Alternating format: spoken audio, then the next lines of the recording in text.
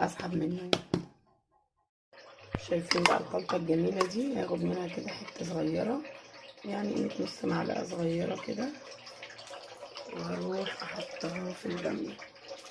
تمام. ثواني بس عشان انا البامية خلاص انا طفيت عليها، بس هنزلها كده لما اجي اسخنها بقى ايه تدي ريحة حلوة كده للبامية. هي كانت عايزة فلفل احمر بس للأسف بقى مفيش عندي.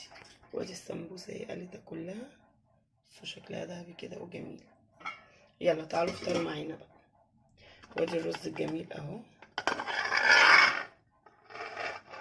بيستوي، ونعمل السلطة بقى والبتنجان مخلل. اهو حبايب قلبي عملنا بقى البامية الجميلة بتاعتنا والسمبوسة. تعالوا بقى اتفضلوا افطروا معانا. يلا بحبكم في الله. لو اول مرة تشوفونا وتسمعونا متنسوش تدعمونا.